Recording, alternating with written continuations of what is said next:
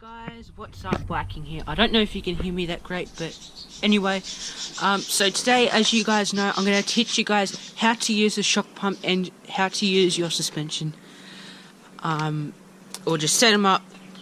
First I'm going to show you what you need. So what you will need is you'll need a shock. In this video we're focusing more on air shocks, a rear air shock. Guys, so this, particularly with air shocks, you'll have a valve to pump up your shocks. Good luck pumping this up with a black tire, because that will not work at all. Now here's the lockout, as you see, lock, unlock, and here's your sag rubber band, as I like to call it, and here's your rebound switch. So how that works is you turn it one way. So basically, when you compress, like when you go over the bump, your suspension compresses, and when it goes back up, sometimes you want it to go back up slower on bigger jumps because it won't have as much kick, and sometimes on smaller bumps you want more what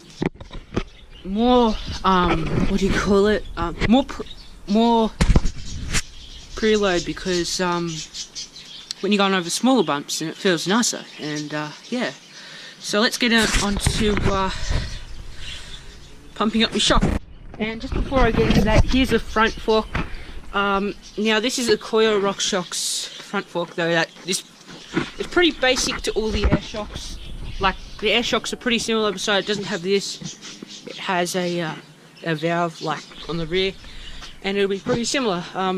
And you still have your lockout, and down here you have your rebound, which is the exact same thing. So yeah. Now before pumping up your shock, you want to check what the maximum pressure is in your shock. So with my shock, max pressure 300 psi. If you read on my shock pump, maximum pressure 300 psi. So that'll work out great. Just double check that, because you don't want to put too much pressure in your shock, because I guess that wouldn't be very good. So yeah.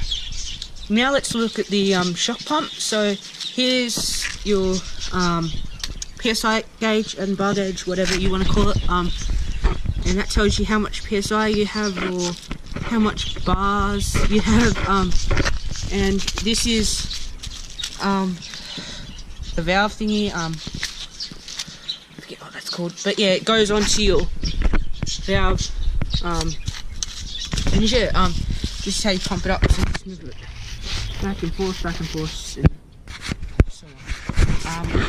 And also, when you want to take out air, you press this button here, and it lets all the air out, well, some of the air out, and yeah, you can do it. Okay guys, what you want to do to start pumping up your shock is you want to put the end of the shock pump into the valve of the shock. Now this works for the front too. Oh shit. Okay, there we go. Sorry. And so once you get that on, if you already have pressure in your shock, it'll shock here, but since I don't have pressure in my shock, whoa, you see that? That just went up. Yeah. So yeah, I'm gonna pump this up and I'll put it in fast motion, okay? You wanna pump them up to about, for starters, I recommend about nearly to the maximum pressure, so I might do 250.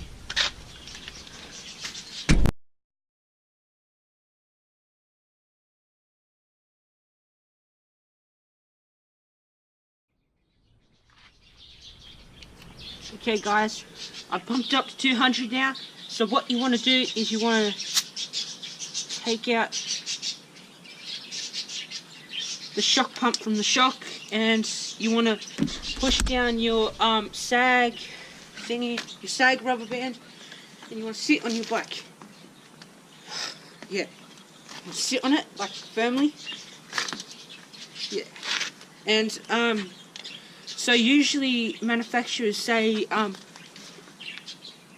that you want between 25 and 30% sag. But since I'm riding like on concrete and pavement most of the time, I can get away with very little sag, you know. And if you don't want to put your pressure up this high, you can always put in volume reducers like spacers, and that'll help you out a lot. Hope you guys enjoyed this biking production. I'm so sorry about like I haven't been making any videos lately. That's because like school and other stuff has happened. Also, this bike's got stolen from my house when I like first got it, so it hasn't been that great. And yeah, don't forget to like this video and subscribe, and have a good day.